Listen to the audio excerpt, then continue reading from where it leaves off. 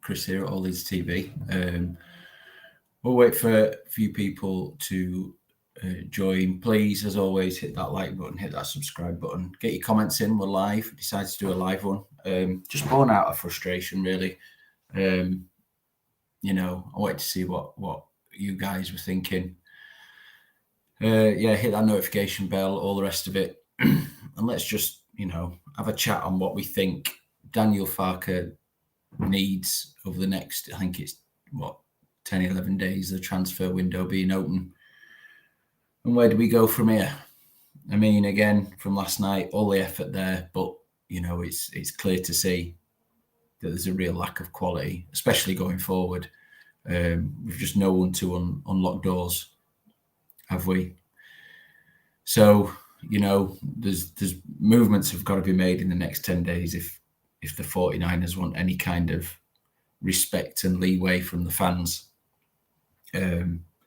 It's an odd time. So just again to reiterate, last night when I got in, I was beyond frustrated. And again, like I said, in the cold light of day, it was more in reflection of where the club is at and the shambles that we're seeing at the sort of board level, etc. I've got no issues with Daniel Farke being the man to do the job. I think he is. I've got no issues with the effort that was put in from players last night. But like I said, the quality's not there, especially going forward.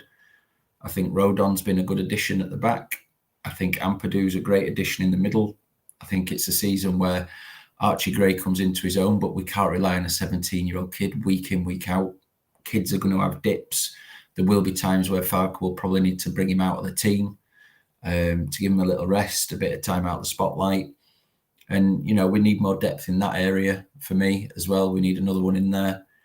We're screaming out for a striker. We're screaming out for a decent attacking midfielder who can unlock doors, because there's just nothing. There's nothing there. And then, we need Somerville. Hopefully we'll be back in soon. He adds a different dimension, of course. Someone who can potentially unlock doors. It's Oscar's going to jump in a minute. That'd be good. It's a tough one. I'm seeing rumours of, we're again potentially back in for players like Perot, who would be a great addition from, his numbers in an average Swansea side. That's great. But is he enough? No, because, he's not Lionel Messi. He can't do it all himself. You need players in and around him who can help him. Like I say, Somerville is one of those players who will help him. We've got him. Cini and especially Gnonto are done for me. See you, bye-bye. Goodbye. I'm not going to waste any more energy on those two. Somerville to come back in. He adds a different dimension going forward. Of course he does. One of Dan James's better nights last night. But, again, for what we paid for Dan and all the rest of it, we need to see it on a consistent level, and we still need to see more end product. But a better night from him last night, definitely, compared to a lot of his previous performances in a white shirt. So, let's hope he can kick on from there, because we invested a lot of money in him. Right back, I mean, if we don't bring in a world of players, there's an argument there to play Ayling further forward and put Drama in at right back, because Ayling does offer going forward, but defensively, he's woeful. The lad on the left-hand side just had him on toast so many times last night. But like I say, going forward, maybe there is still something there he can offer us if we don't bring in an awful lot. For me, we need 6 or 7 to really feel like we can compete for playoffs and potentially promotion, etc. It's just a frustration from the at board level. Farke is the man to do the job, like I said.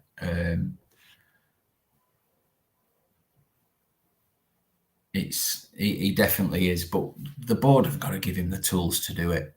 Yeah, like I say, being linked with all these players is one thing, but we're not seeing much actually happening. There's players out there to be had who will add one quality into the first team, but also depth.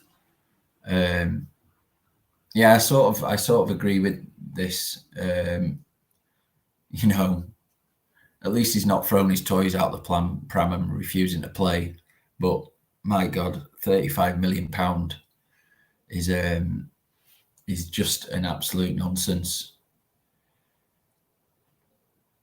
Yeah, I hope you're well, mate. Yeah, it's true. Every week, every team targets that side. And for me, he's a weak link. What it does, what does concern me though, I mean, I know Drama's been injured, and I'm hoping he's just sort of softening him back in. But there's been no movement on a new contract for Drama, and twice he's gone on loan to Championship clubs and been that team's best player. There's got to be a player in there, right, with Drama. So I'm not quite understanding the reluctance. Again, like I say, it might just be the simple fact that he's been injured, and when he does appear fully fit, then he's in. And, you know, I shut my mouth, and hopefully Cody can kick on and prove why he needs to be at Leeds, and they'll put a new contract under his nose, and that's a position solved. So we shall see. But, you know, the two lads in the middle of the park, I'm not bothered about Adams going. I think Archie Gray and Ampadu are extremely good in there, but we need more depth for that area. You know, I think it's becoming more and more obvious that players like Sam Greenwood and Joffy aren't going to be the answer. So we need more depth. We need more depth around their positions. You know, we're just so light everywhere. Really, really light. We need a left back. Again, you know, there's an argument of bringing in a proper left back, shifting Sam Byram to right back, or what do you do? You know, and then, or do you keep Sam at left back? Because I thought he was perfectly solid there. I thought he was perfectly solid there, to be honest. But I think we still need more quality. We struggle to unlock doors going forward. Very lateral, very slow. And I know Farke wants to play possession-based football, and that's great. But possession-based is fine if you're not doing anything with it. And for large parts, even last night where we were better, you know, having looked back at the extended highlights, etc., we were better than what we've been. No two ways about it. But it's still very lateral, the passing lateral. There's no one in the middle, you know, dare I say his name, a Pablo Hernandez, to take the ball, put his head up, have a look, and one pass, gone, and unlock doors. And then there needs to be a striker who can get on the end of it. Paul, one of the All Leeds TV lot, made me laugh earlier in the group chat with his transfer deadline day. Pirro fails to sign, and there's a gif of Patrick Bamford cupping his ears, I think it was, or something, or, you know, celebrating a goal. I was just like, that'd be very Leeds, wouldn't it? Yeah, and I do agree with this as well. I think it does lack a bit of personality. I think Rodon can grow into that, but he's only on loan. I don't think there's an option to buy with him, which I don't mind. I don't mind at all. But, you know, there's still an option to go in for him if he has a good season and we finish in the right areas of the league. But Inky's one, Ampadu maybe, but it does lack character from where we were again. And, you know, it's comparing apples with oranges, isn't it? Because time's gone, but the personalities we used to have the team, even, you know, Alioski, Barnpot, but was good for it. Berra, you know, no one would mess with him because he'd get in your face and tell you, do you know what I mean? So, yeah, it's just all a bit in it. But there's 10, 11 days left of the window. So, you know, the opportunity is still there. I sort of understand that we've had to get through this clause period of everyone's contracts, which is just a farce. It really is. And that reflects accurately on the previous regime that was in charge.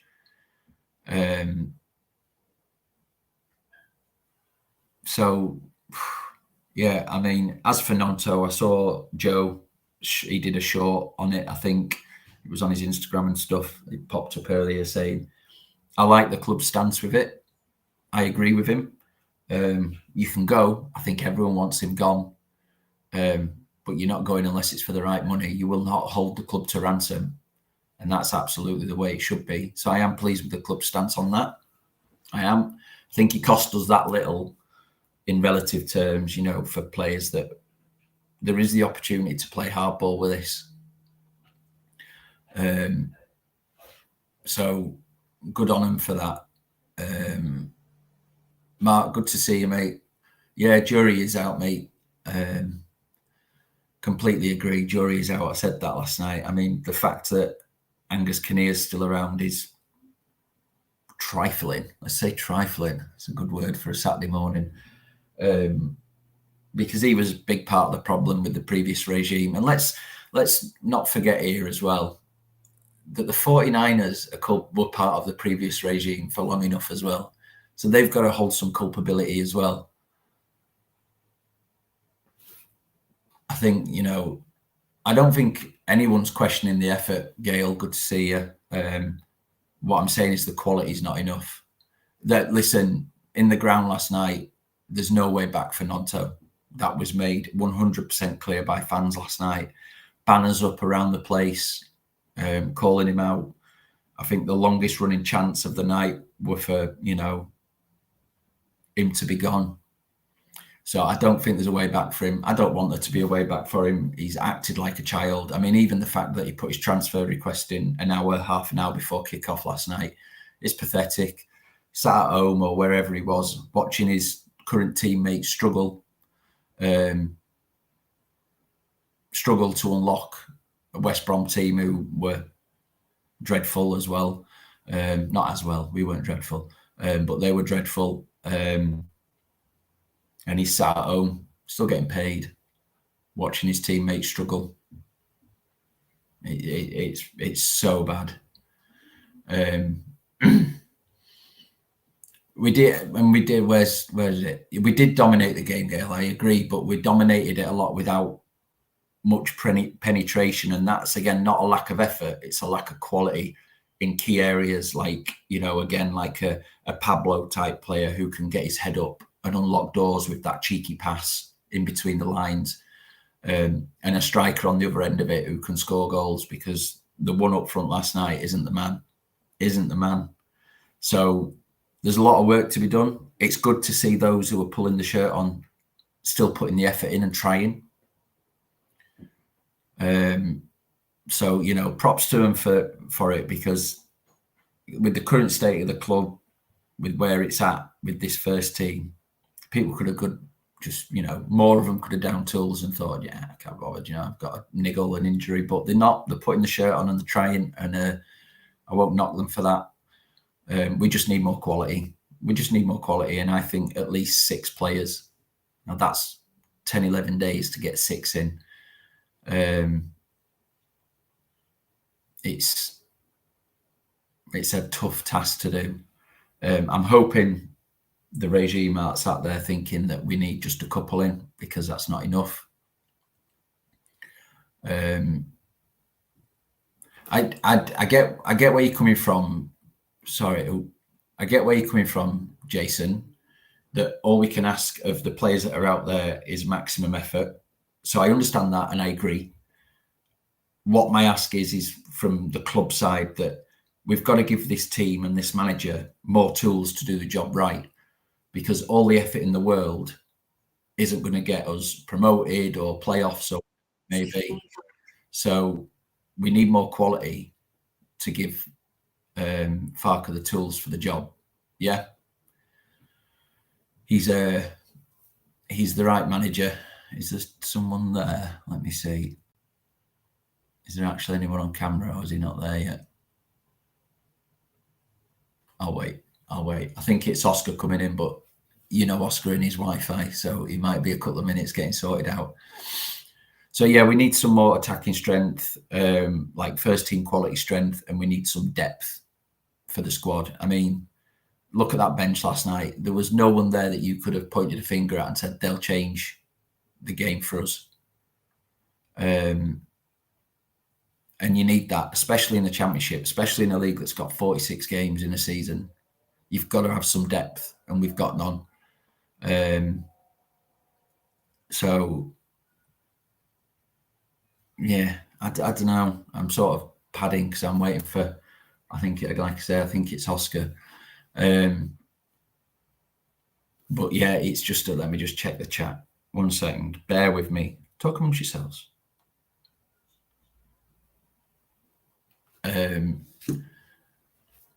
I'm just a bit downhearted about it all. And like I say, effort is fine. And that's what we ask of people who pull on the shirt. And the effort was there. And I was frustrated last night when I did my post-match. But again, it was born out of frustration at the club, not necessarily the players. Like I say, I've got nothing against these players personally who are pulling the shirt on and trying. What I'm saying is, as a club over the last 2-3 seasons, we haven't improved in the right areas to, one, challenge these first team players, but two, get ahead of them and take the quality up. You know, we're very much we can be a sentimental fan base and be like, yeah, no, they were great for us 3 seasons ago, which is great and thank you, but that doesn't mean you're good enough now. As a football club, you've always got to be progressing and moving forward and, you know, getting better and improving on what you've got. Otherwise, you're going backwards. And this club for 3 seasons now has gone backwards, and it's included a relegation. And I agree. Clearly, Liam somewhere said we need a centre-back. I can't find it, but I've seen Gail reply to it. I think we need another centre-back as well. I think just depth. I think we need depth there. Cooper is consistently injured now. You know, Charlie's going to be a cracking player, and I wanted him to start last night with Rodon. But again, he's still a kid. We can't rely on him fully for a season, in my opinion. Pascal's a shadow of him former self. I don't know what's going on with him. He looks frightened on the ball. Rodon's definitely a quality addition, that I've got no doubt.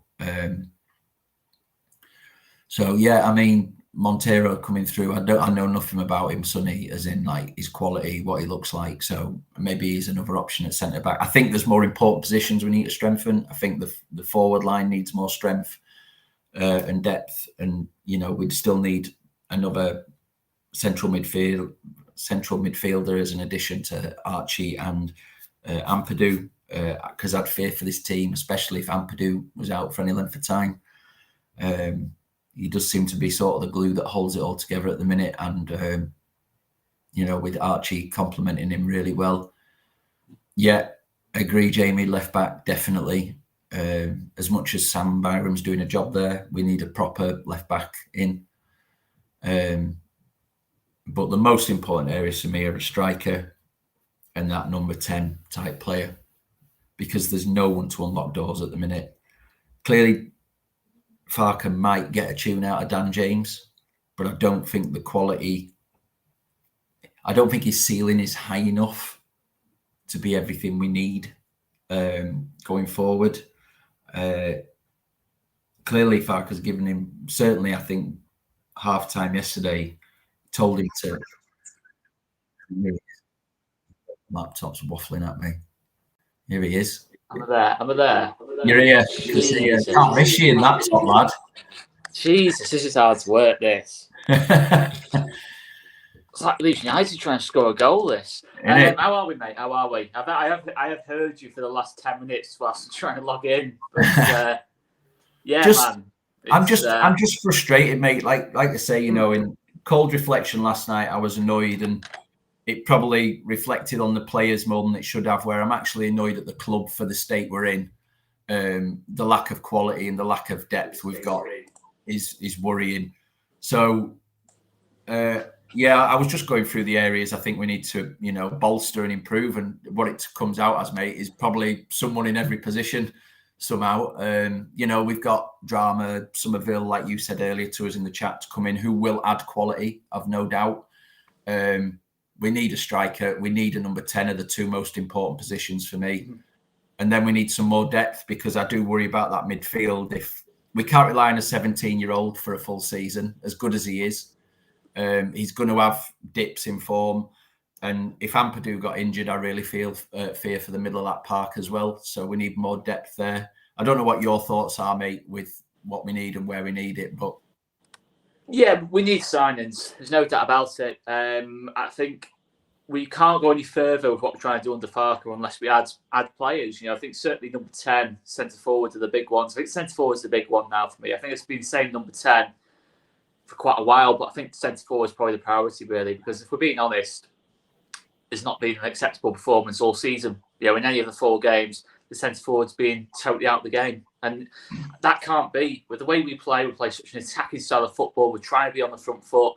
Centre forward can't be as isolated as what they have been. I think Rutter was on, I think he had the lowest touches last night. How has he managed to do that? I think I saw a stat saying he had more offsides than touches. Yeah, I think at one point in the game, I think first half. But yeah, it's just not good enough. It's not good enough. And I think Rutter now, this striker experiment, I say experiment because he did sign for us as a striker. But yeah, he can't play up top anymore. Certainly not on his own. We have to try something different now. And for me, we need to go into the market. I don't think we've got any answers in-house. I think we have to go in the market. There's no doubt about it. Is that Joel Perreault? Is that Cameron Archer? Is that someone else? I don't know. But we need to.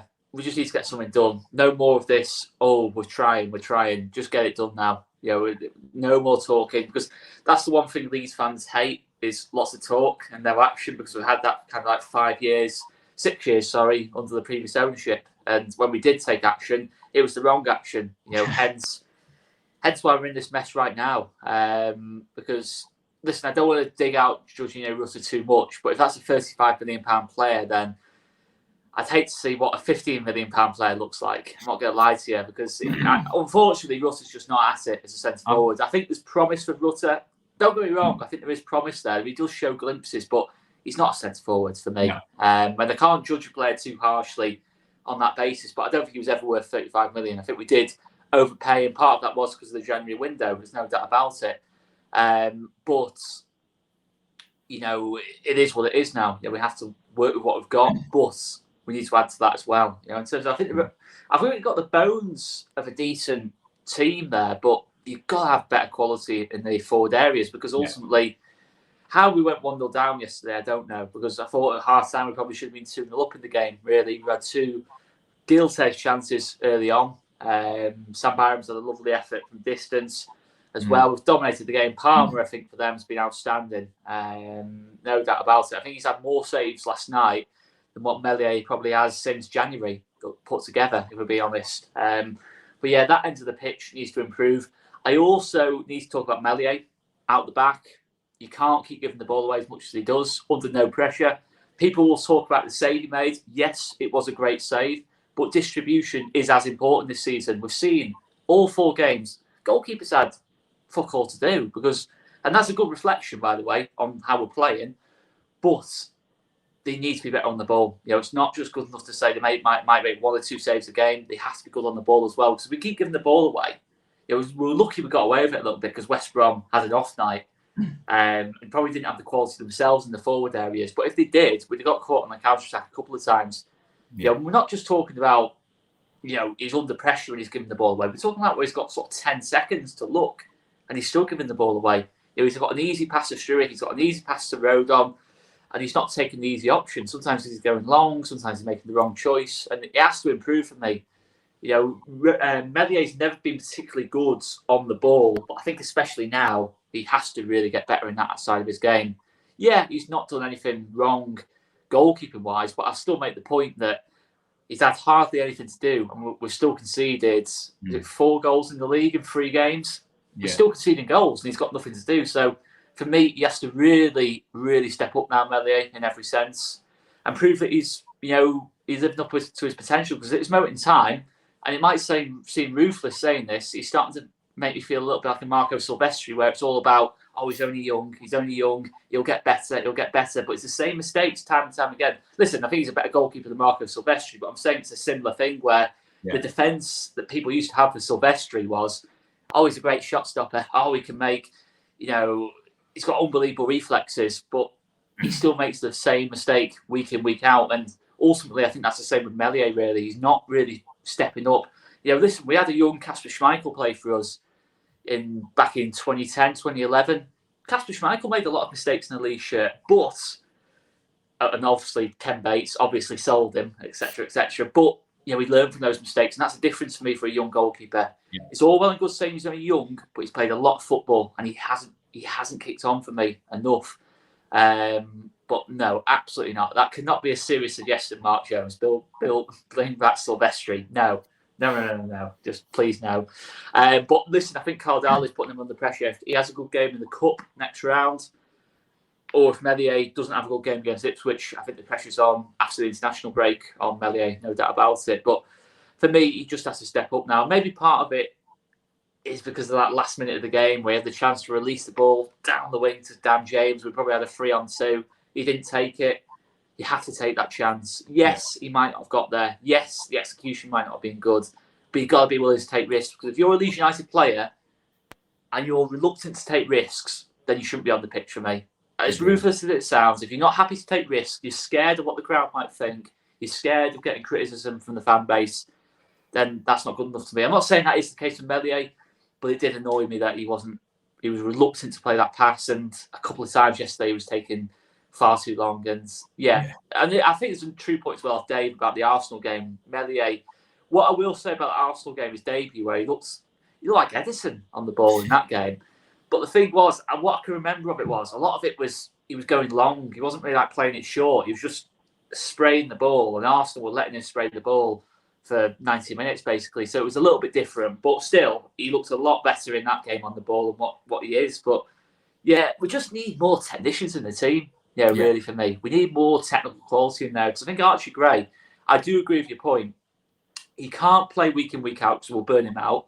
It's not a quality issue. I think he's good enough to play in this team. I think he's good enough to start in most teams at this level. Is the quality is just unbelievable in terms of you cannot go in the transfer market and buy a player with the technical ability and potential and natural ability that Archie Gray has as a championship team. You can't. We haven't got the budget to do that. So he's definitely good enough to start games, but we have to still be careful of him. Maybe not playing for full 90s. Maybe just make sure we can manage him correctly. Don't make the same mistake we made with Cook, Delph, Mowat, previous players that have kind of come through. I think he's better than all three, by the way. Yeah. But we've got to be so careful in that regard. But yeah. I think technically, I think he's probably our best player. Along with Ampadu, I'd say them two stand out so much. Yeah. That's the thing. They stand out like a sore thumb. Yeah. I do. I think one positive that sort of just struck me when you were talking about stuff then is with Rodon coming in, I thought last night apart from the one we didn't clear and they scored, which on reflection is handball and shouldn't stand. But we should have dealt with it before it got that far because it was an awful corner in. But I thought generally from set pieces coming in at us, I thought we looked a lot more solid with Rodon in there. He wants to go and win the ball. He doesn't wait for it to come to him. He goes and sort of knocks people out the way and goes and wins it. And I think he's a real good addition. You can tell there's a Premier League quality centre-back in there with Rodon. So, he's probably the first time since we didn't get Ben White over the line that I feel comfortable with the centre-back that's in there. I know it's early days, but he just looks like a proper centre-back to me, willing to get his elbows out and get down with it. Not a Koch or Llorente type who, more bothered about the hair and how clean the boots are. Rodon wants to have a go. So I'm happy there. I think we look a lot more solid. But like you say, mate, it's the technical players we're missing now. Someone who can unlock a door and someone who can put the ball in the net. Yeah, exactly that. And I think Rodon, it's funny you mentioned Ben White. I think it's the first time since Ben White left the club where I thought we didn't have to actually do any defending last night because Rodon was just so proactive. We had that whole back line was pushed so high up the pitch and we could squeeze West Brom a little bit and we didn't have to defend in our own box. And it's the first time we've had that since Ben White left the club. And I'm not exaggerating because even when we were finishing 9th in the Premier League under Bielsa, we were still having to battle and defend our own box for our lives because we just couldn't defend. We just couldn't be proactive at all. We just had to last ditch defend everything. And I just think it's a lot better with Rodon there. He's a lot more proactive, confident on the ball. Didn't lose a physical duel at all. He took it as an offence if anyone tried to battle for him with the ball. Especially in the air, he almost took offence at it. Just a total opposite of Koch and Llorente. Koch wasn't aggressive or technical enough. Llorente lost his head at any given moment, and that's a big problem as a centre-back. He just, it wasn't like a performance where you think there was loads of eye-catching moments from Rodon, but you can just tell, just from the fact that we had hardly any defending to do. We were up in West Brom's half the pitch all game because we couldn't get out. We could not get the ball into Thomas Asante. Yes, I know about the goal and that lot, but again, I think he dominated that battle. I thought it was a really, really sharp performance from Rodon. Big improvement. And I think the biggest thing is Struijk alongside him. I actually thought Struijk was good last night. I genuinely do think he was good last night. I think, yes, he's definitely a difference in quality between him and Rodon for me. No doubt about that. But I do think Struijk looks better alongside Rodon. I still think there's a good battle there between Struijk and Cresswell. I think Struijk's probably better on the ball than Cresswell. But I think Cresswell's better at defending his penalty area. He's more aggressive. So in certain games, I think there's definitely a case there. I've seen a lot of people say, it's Struijk, no doubt about it. But I think let's just calm it down a little bit.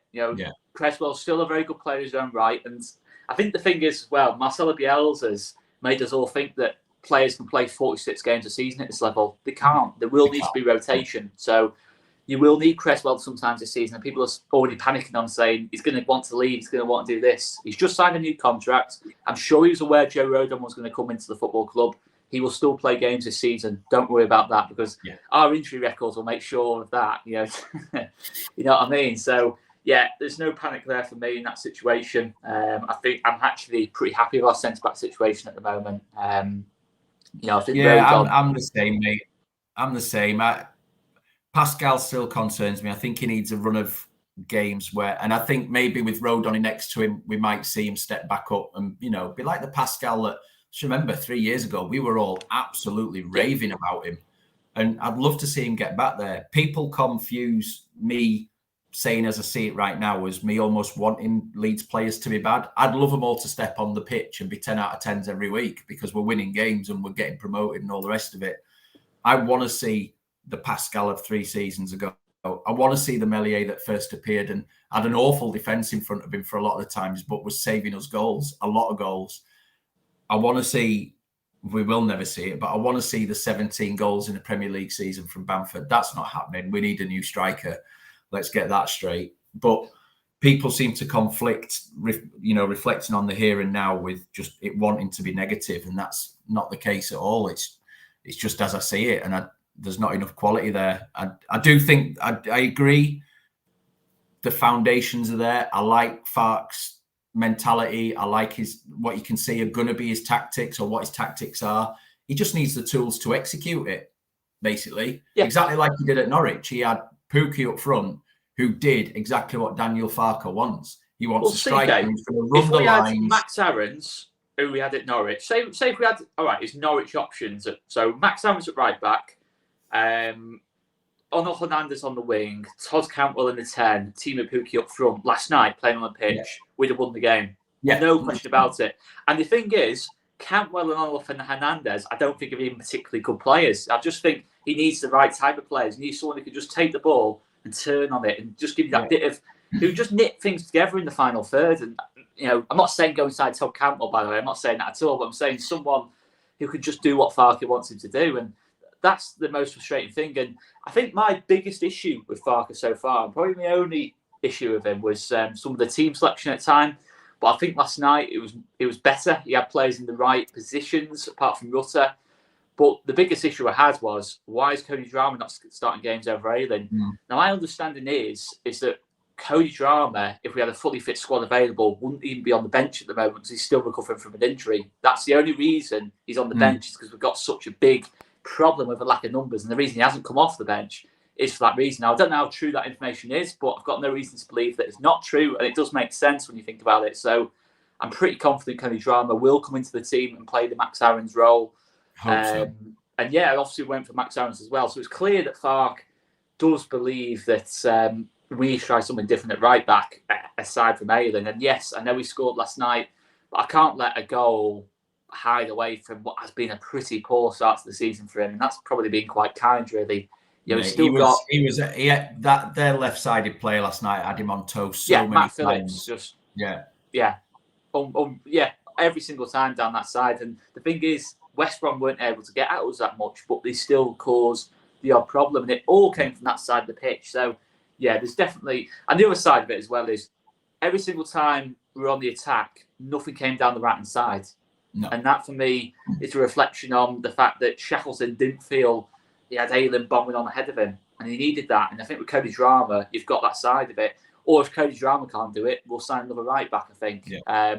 But it's very clear now, and I've said it... Or get a left-back and put Sam at right-back. Well, to be honest with you, I need to say about Sam Byram, and listen, I wasn't exactly talking in glowing terms when Sam Byram first came to the club, so I'll happily eat some humble pie here. Same. He's been solid, and I've got to say, our recruitment so far, Byram, Darlow, we don't know yet, to be fair, but Rodon and Purdue have improved the team. There's no doubt about it. They've genuinely improved the team. And to be fair, I quite like Sam Byram in that left back. He's not really a left back though. Even though he's playing left back, he's not really playing as a left back. Sometimes he comes into midfield. Sometimes he sort of underlaps Dan. So Dan James is very wide. Sometimes Byram will come inside. He doesn't play like a left back. He's like sort of like Stuart. He's like Farke Stuart Dallas to an extent. I don't think he's the most technical, amazing player in the world, but for a free transfer, I can't complain about it. He looks like the Sam of old, really. And that was my biggest issue. I thought he's had a poor time at Norwich. He's had a poor time at Forest. West Ham as well. Is he really going to come back and be a good player for us? But he has done. And he's got his head down.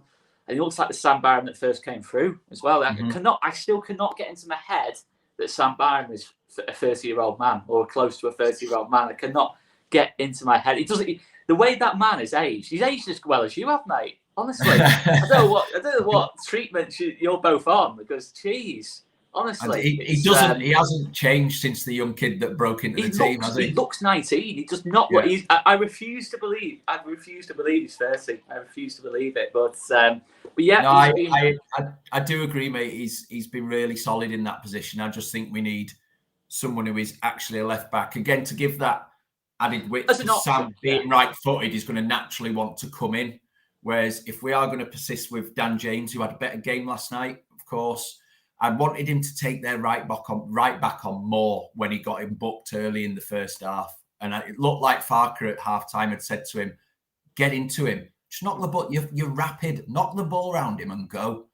And in the second half, he did do that and obviously assisted for Ayling. But I think a proper left back probably gives Daniel James more options. Not that I'm sure I'd want him to have more options, because the more options he's got, the more I think his head explodes. That's it, yeah. The more you complicate his game, the worse a version you get of Dan James. If he did just, honestly, second half, listen, I still think Dan James needs to be less wasteful. I'm not going to change my mind on that. Yeah. But second half, we just stuck in. We basically said to Dan James, so I looked at it, Daniel Farke said, if you move an inch from that touchline, you're off. You're coming off the pit. Because honestly, Dan James did not move an inch from that touchline, just stayed wide. Every single time we were on the ball, down the sides, an option to pass to. Every single time. And to be fair, Struick, I thought, picks him out quite a few times in that second half down that side. And it was quite a nice little bit of link-up. And 2 weeks ago, I'd have never imagined I'd have ever said those words out of my mouth, to be fair. But yeah, when you just keep his game simple, stick him wide and just ask him to fling crosses into the box. That's what you get. And you do get a much more productive version of him. Gail's got a good point, and this again is why we need a technical number 10 in around players like Dan James, because they did throw 3 or 4 defenders on him at times. We need someone then who can step into a little bit of space, take the ball off him, and all of a sudden the pitch is wide open because the team that are defending have all come across to defend Dan James's pace. Cool. Then we need someone else to support him and unlock the door in a different direction. When we didn't have that last night, it'd go into Joffrey, who would knock it back to Byram, who'd knock it back to Pascal, and then we'd sort of start again, and it'd go very lateral again and rebuild from the back. Whereas if we had that technical player in there, head up, a Pablo type player, head up, have a look, bang, get the ball in, and then someone obviously on the end of it to knock it in the net. Totally, mate. Honestly, it's what we need. It's what we've needed since the start of the season. What Buendia did in the Farke team, what Pablo did for us in the past. We probably do need that kind of player. I think so. Listen, I'm not even going to count Sinisterra as an option now or Gnonto. It's just so we can't count them as options now. I was trying to be positive about that situation, and I can't be positive about it anymore. It's what we can move on from them. If they don't want to be here, they shouldn't be here. We shouldn't try and keep them. if they don't want to play for Leeds United, that's it. But I think Somerville, as well as another option, can help Dan James as well. Good to see him in the stand last night, sort of showing his face like, yeah, I want to be here and I want to be on that pitch. There is obviously whispers about, Somerville, he might be looking to move as well, but I do have better vibes there. Honestly, if we lose all 4 wingers, then that's just like, that's just a horrific thought. It's bad enough losing 2 or 3, but yeah, we definitely need someone else.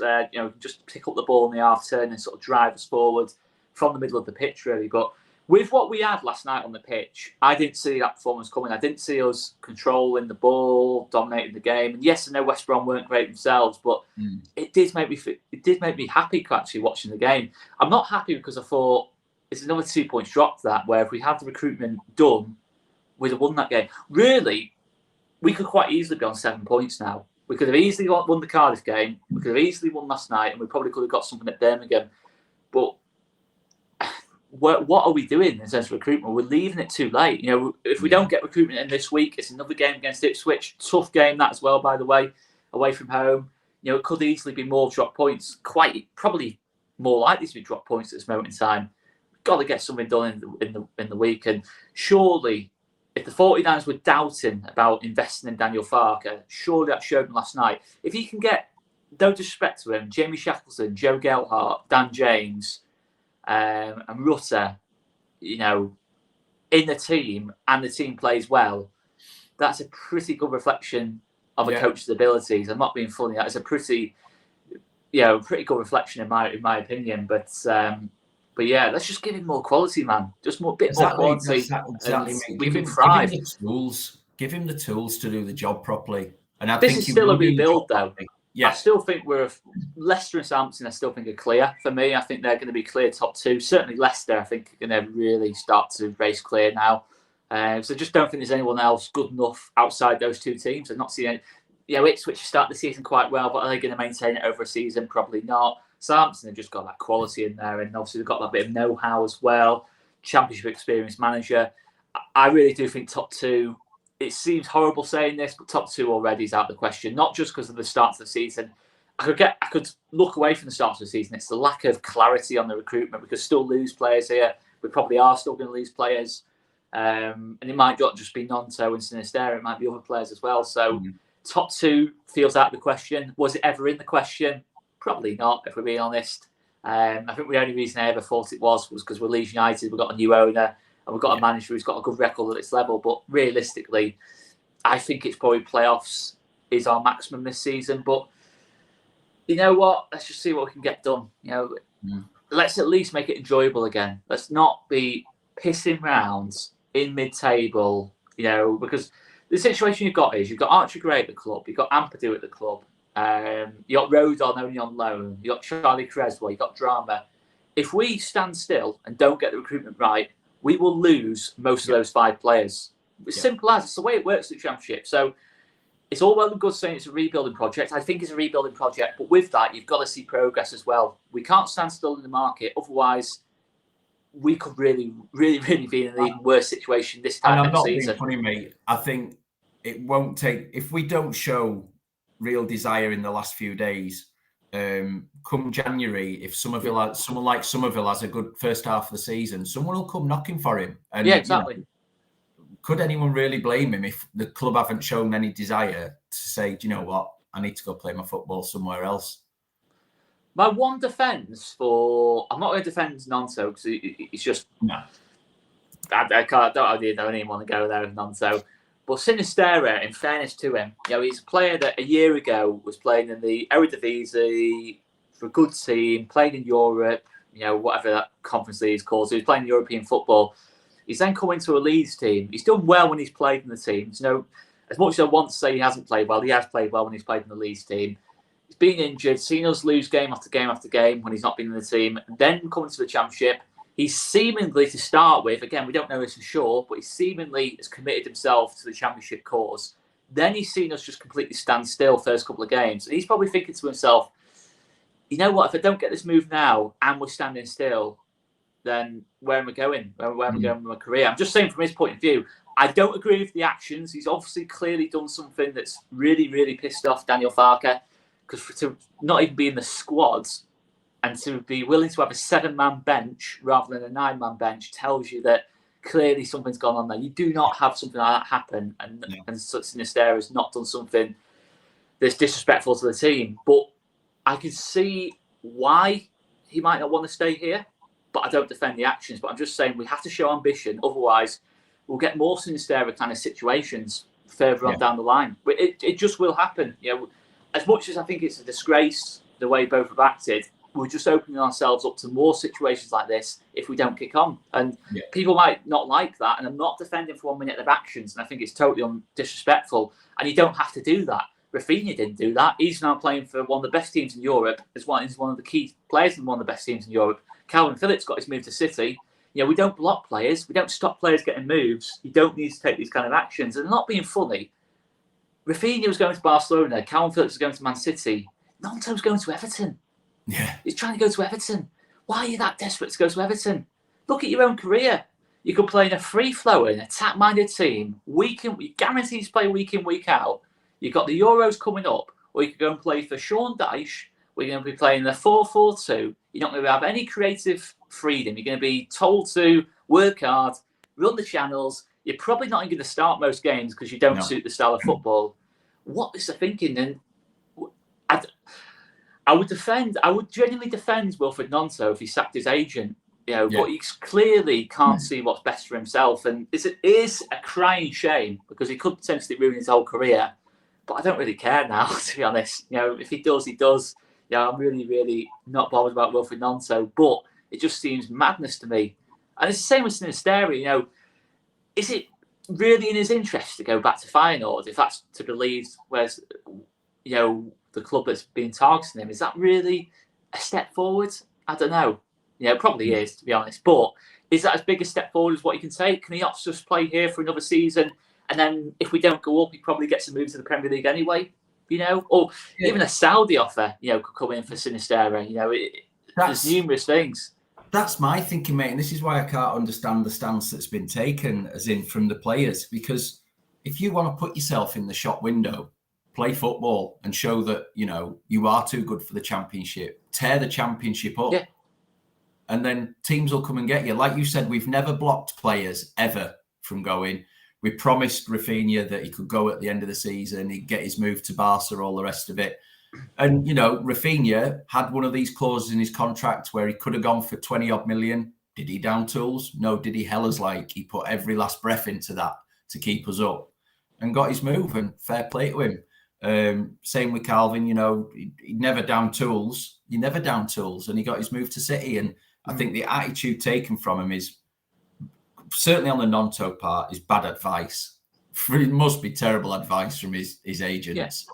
Yeah. I also think it's an inflated ego. Yeah. He's genuinely, I'm genuinely not messing now. He's not that good. Like, seriously, he's not.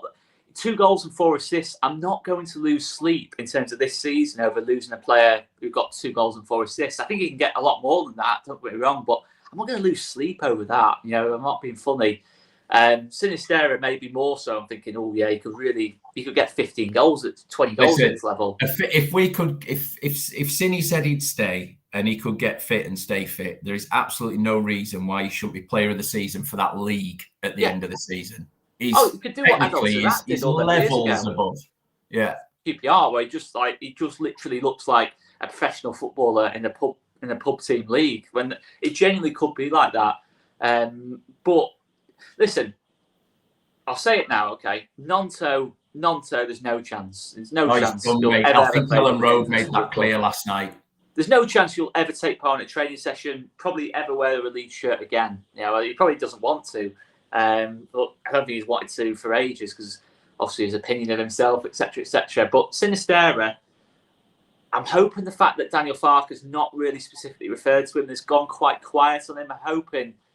Listen, Sinisterra's got to make the effort himself. He's got to make amends himself. In terms of performance and showing, that he accepts he did wrong. But if there is a way of getting Sinisterra back focused, I will probably do it with Sinisterra.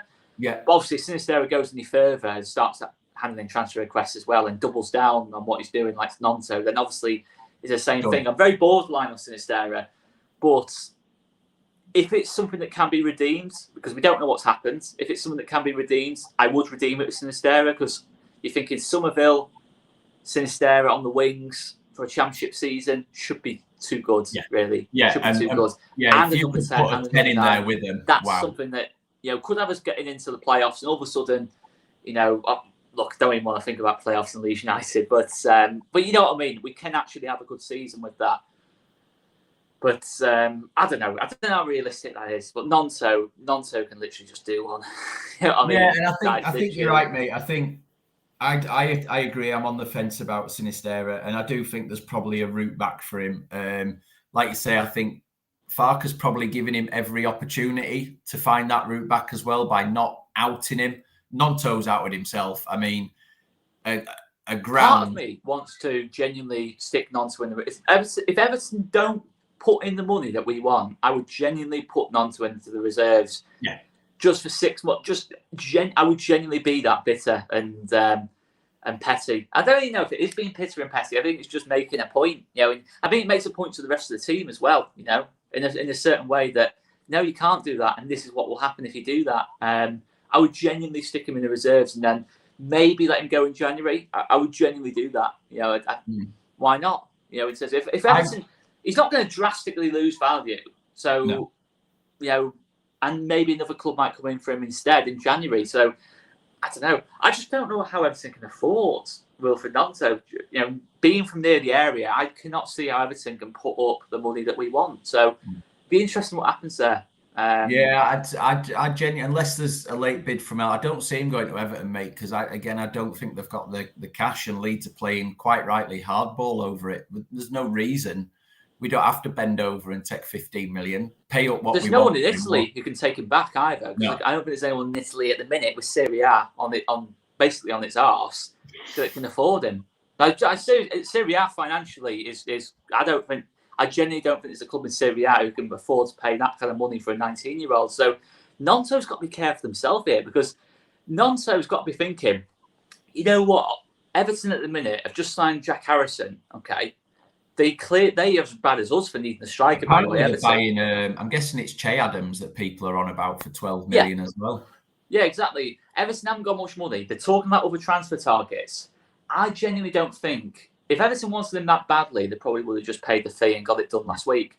If they wanted him that badly, Gnonto's got to be thinking to himself now, what if Everton just pull out altogether? I'm then stuck at a club where I've burnt so many bridges, I'm probably never ever going to take part in a training session properly, never mind starting the game. He's got to be. That's where the bad advice comes from. He's literally throwing all his eggs in a club that's as erratic as us. Seems risky to me. Seems a risky approach, and I really think it could backfire on him. Genuinely think it could backfire on him. I agree, mate. And this one, I think it's 3 offers now we've turned down for him so far. I think they started at 15 million, and I think they've got to about 25. But it was all, including add-ons, so it'd have probably taken 53 years to be paid off, and clearly the 49ers have gone. What if he won the Ballon d'Or? Probably Ballon d'Or and World Cup winner. I think Robin Koch's transfer contract was that ludicrous. I think it was if he won the Ballon d'Or 4 years in a row, we might actually get a fee for him and not have to loan him out all season. I mean, or if he shaved his moustache, whatever's the more unrealistic of the two. It was just these contracts, mate. It's just. I understand, potentially having 2 or 3 of them in place, but the fact that I think we just had a default contract that they just used to print off and change the name in Word, and it was like, if we get relegated, you can go on loan. We won't get a penny back off you, but we'll need the wage gap. And it feels like someone's just sat in an office and kept pressing print, and then got different players to sign it, and it's like half the squad on this relegation release clause thing, and I'm like, it's just mental. Giving Jack Harrison you go like to autofill and that lot. Yeah. It's like they've gone autofill and thought autofill, and they forgot to edit it again. Yeah. They forgot to actually look at what's in there. Honestly. But this is it. GPT, the contracts, just like. Yeah, I honestly I don't know how. One person making a mistake, okay, but it's just how many different people that's cost probably gone through, and they thought, okay, if we go down, we're not going to get a fee for this player, this player, this player. They're going to lose value. I just don't get it. But it has to be said, in defence of the 49ers, they have inherited an unbelievable mess. Mess. Like, in defence of them, in defence of Nick Hammond. And listen, Nick Hammond, to be fair, I think I've probably been a little bit critical of because we haven't seen enough action. But so far, when he has practically brought in a player, yes, there hasn't been many. They've been pretty good finds, to be fair. And Steinson as well. They have been pretty influential so far. So we need just another 3 or 4 of them. We've not got a lot of time to do it. And they are going to be more expensive because forward players are always much more expensive, much more difficult to get, much more in demand. But yeah, it's I still don't think the 49ers have done enough. I will say that much. But the situation they inherited was absolutely diabolical, being honest. Yeah, absolutely, and I think, diabolical. And it's like just, I said, I think they've been around for a long time, and I think there's probably a bit of negligence there where they've maybe been a bit too much backseat and just let Radrazani and Orta and Kinnear get on with it, and probably haven't been fully aware of the nitty-gritty and the situations that they were going to be put in when they did fully take over. I would imagine the first few days of reviewing the books and contracts and stuff, people must have been sat in a room going, what is this? What is this that we've just... Can we is there a 21-day handback policy here? You can have it back because this is a nightmare. And I do think it's set them back at least a season, mate, because where we should have been strengthening areas, like right back or bringing in another central attacking midfielder or bringing in another striker, we're now having to look at players to replace players who have walked out the door on loan because of stupid clauses. So it's probably put back at least 12 months, the whole transfer policy that they were maybe coming in with. And I do think it's more of a repair job and a rebuild than they initially envisaged, and that Daniel Farke definitely initially envisaged. Yeah, definitely Daniel Farke. I think, listen, I think I put out on the channel, and it is, information that I do trust. We went for big targets in the managerial hunt, and we couldn't close out the deals on them. Obviously Bielsa, Brendan Rodgers, etc., etc. I'm perfectly happy with Daniel Farke, by the way, but they've clearly seen something in the project that's made them think, it's.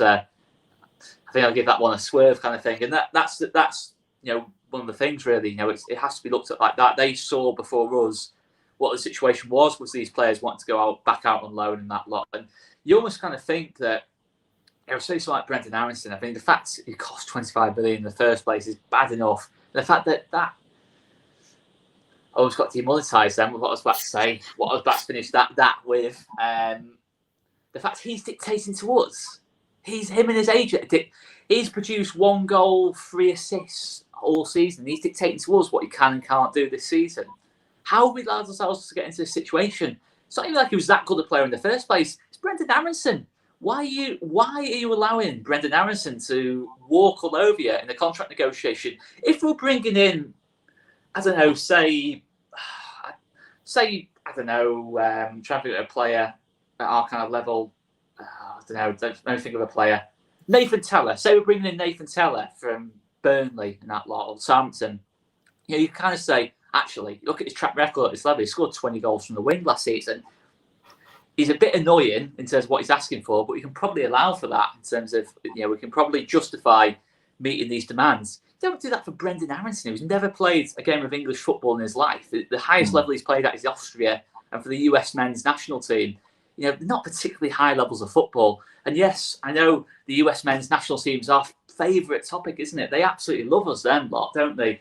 But yeah, never ever complain their own players. Not always Leeds United fans' fault, always Leeds United's fault, not their own players' performance. Yeah. They dictate to us. Why are they dictating to us? If they were that good players, I could accept it. Yeah. But not average, bang average footballers. It's just so disheartening. It's like the Seth Johnson story back in the day when, he only wanted a certain amount of money and we paid him like double that. And you're thinking, why are you doing this for Seth Johnson? Do it for a good player, yeah, but not for an average player. Why have we got ourselves into this situation? And that was the thing last night. It was still the hangover. We're playing with a hangover in games, if you know what I mean. We're still recovering from the heavy season, the heavy night before. Every single time we go out there, But I will say, the biggest in escape we've general, had is at least we didn't have to buy McKennie as well. Yeah. But I will say, I think we've got rid of the bad eggs, I think, in general. Obviously, Gnonto is still at the club, but I think we have got rid of a lot of the bad eggs in terms of in the boardroom, and we can move forward now. I think that was the key thing, really. I think the big rant I had at the end of the season, I had that big rant because of knowing that there was people at the club who were never going to bring us forward. I didn't feel were ever going to bring us forward, in terms of what they were trying to do at the football club. But I think now we've got the right people in the right roles. Recruitment-wise, we've got the right people in the right roles. Why we're not doing things in the market itself, I don't know. Why we're holding back so much, I don't know. But I'll still judge the market in 12 days' time when that window closes at midnight, 11 o'clock, whatever it is. That's when I will judge it. I'm still nervous, by the way, but that's the time to judge it for me. When we lose more players. Yeah. When Ethan Anthony decides, activates a four-week clause in his contract. Mate, I'm already waiting for Leeds going back to full Leeds on transfer deadline day with a don't go to sleep yet, Leeds fans, and then selling 2 players. It'd just be very us. But no, I agree, mate. In the cold light of day, the reason we get not carried away, but we might say things in the heat of the moment is because we care about this club and we can see the issues, and it feels like sometimes the club almost can't see the wood for the trees. But they have got 12 days left. I think I agree. We sit at the end of that and go, have the 49ers come in and done enough, or have they not? And are we genuinely worried about now where they take this club as an ownership group? I hope to be able to come on next weekend and, there's 3 or 4 players through the door. We've had a decent performance against Ipswich, which I agree will be a tough game.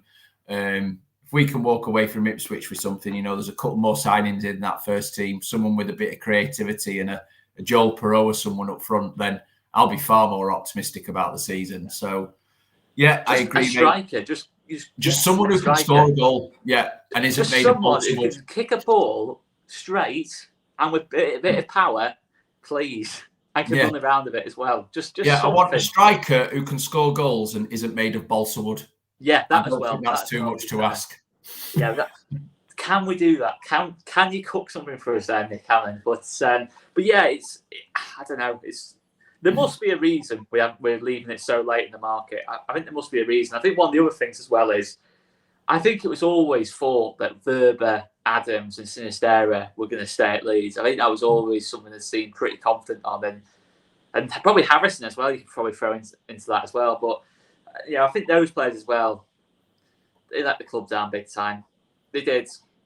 I agree. Jack Harrison, really. I think Jack Harrison, you look at it, just seems really dodgy to me that he's back in training straight away for Everton. Yeah. I agree, mate. I think this injury crisis that we had at the start of the season isn't as bad as it looked. I think there's a few players there who've been looking out the door rather than looking at getting on. I think he did make it a little bit. When the players were going down doing the lap of honour. Well, I say lap of honour. It wasn't really a lap of honour. It was a lap of horror, more like.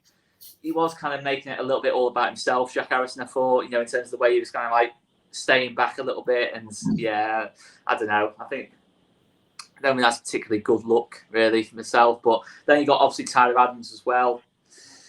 Yeah, He was, for me, mate, he was exactly the same. All Tyler Adams did was he played his cards closer to his chest because he was injured, and he didn't want to, crap on his own doorstep and find himself in a Wilfried Gnonto situation.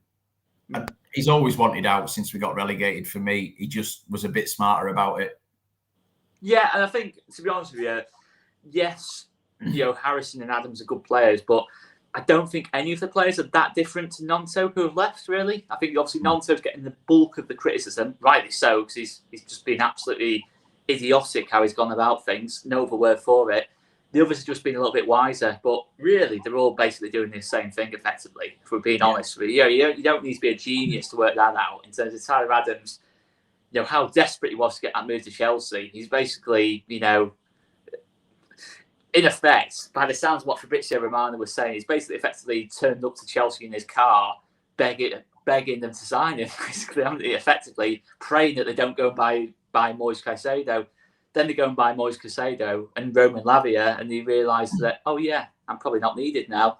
And that's it, isn't it? It's it stinks really for me in terms of that. In terms of I think on Mark's question, I think it's been crystal clear from some people within the All Leeds TV sphere. I don't know much about him, but you guys have put me in the picture with Perot's scoring record in a distinctly average Swansea team. I think it'd be Joel Perot or a Cameron Archer. I think they can either of those could do a job, as long as we've got the right resources in behind them to give them those opportunities. But someone like Perot, you said, Oscar, in the chat earlier, that he will still go and get 15, 20 goals almost on his own.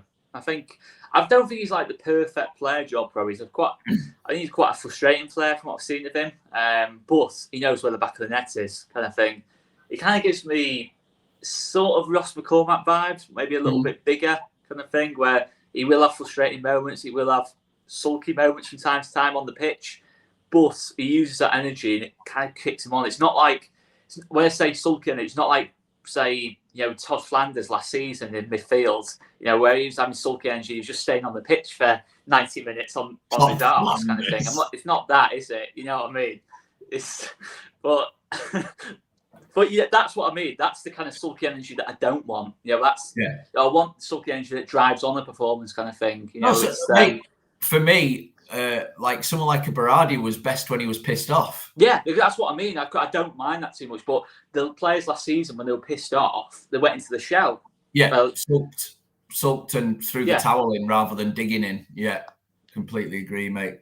Well, we've done just over an hour, so I think, unless you've got anything else, mate, I think we can leave it there. I do feel more positive now. I've had someone to talk to about it as well. So it's just rather than me sat here going, oh, God, this is awful. It's always nice to reflect with other people and feel like, what's the cage for, Chris? It's the rabbit's cage, actually, but he's outside at the minute. It's you got a rabbit as well? Yeah, mate. Yeah, he's massive as well. He's a right unit. He's a unit. But, yeah, it's also my naughty cage when I go on rants like I do last night, because I'm really angry at everything. So I spent an hour in the cage after I came off the stream to reflect.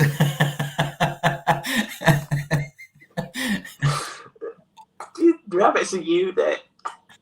He is, mate. He's monstrous, honestly. The thing does not but eat. Does he batter the dog?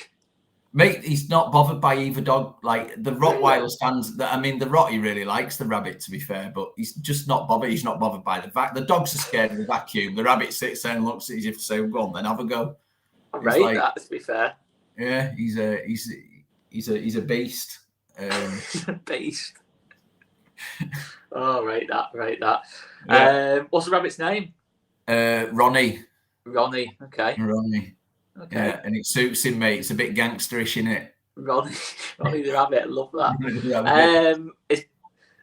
Are you his personal trainer? Has he been on the CK diet? You got him on the rabbit roids. Protein shakes. Forget water. He's just pouring protein shakes into his bowl. Just squirting roids in his water bowl. Get them in you. Yeah, he's a beast. Well, on that positive note, I think we'll leave it. Thanks everyone for tuning in. We've had good numbers in, actually. Again, a bit of a therapy session. Bit of a therapy session, I think. And like you say, I think it'd be good for us to probably maybe get back on at the end of the transfer window, Oscar, me and you, and have a good reflection on, right, where do we think we are now the window's closed? Yeah, when we've recalled Brendan Aronson from his loan, I have to backtrack on the Todd Flanders comment. That'll be good fun. But yeah, it's been a good session. Basically, slandering every player from last season is always good fun. But imagine that, mate. Don't go to bed yet, Leeds fans, and we recall Todd Flanders and Robin Koch. Hashtag Brendan's back. With some promo video from the social media team, like, oh good God.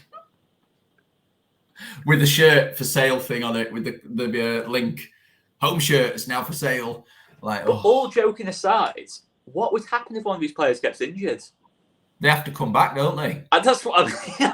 That's ridiculous, isn't it? The injury record last season, that is not. I mean, Robin Koch, the idea he can go a full season without, pulling his calf or something is laughable. Pulling his mustache. Yeah, that's the thing, mate. It's like, Jack Harrison's had a couple of. He tends to be pretty strong. He doesn't really get niggles, but when he does get an injury, they tend to be, he's out for a little bit of time. We could end up with, how many players have gone out on loan? 9 or something. We could end up with 6 of them back with Rob Price sat in the physio's room going, "This is mint, this, isn't it? Players who don't want to play for us, but we'll support you through your rehab so you can go elsewhere." It's nuts. It's absolutely nuts. Yeah, refuse to treat the feckers. Yeah, just like that. Nah, go home. They should get. I don't know if anyone watches Family Guy on this, but they should get the doctor off Family Guy to do what's next to the this football club, man. Honestly, oh dear. It's no, I honestly wouldn't waste Rob Price's time. To be honest with you, we've got enough injury problems of our own. We need to treat. You know what I mean? It's, one of them. Yeah, but let's get together. Straight after the window closes, and I think we can set, because at the minute it's a lot of speculation around setting targets for the season and stuff like that, because there's a lot of what ifs and buts. I think we can have a decent conversation at the end of that, because I do agree the foundations are probably there. I think the right manager's in place. Just give him the tools now, and if we do that, then I can probably go into the rest of the season with more confidence. So, The Simpsons doctor, that's a good shout as well. Yeah, any of them. I was fine. Right, guys, we'll leave it there. I don't know if we're going to stop the stream from my end, Chris. Yeah, it's on me, mate, I think. Right, we'll catch everyone later. As usual, hit the like button, subscribe button, notifications, all that jazz. I'll probably upload something later on, guys. Probably a quick little 5-6 minute natter about the latest news, or we'll get something out. One of us get something out, and we will. I'm not going to lie, mate. I'm not doing any more this weekend. I'm off to the golf course this afternoon. I think I shot my load last night. He's taking your anger out on the 7 or 9. What is it, 9 or 7? Whatever it is. Anyway, guys, we will have something out for you later on. Yeah. Catch you later. Guys. Cheers, everyone.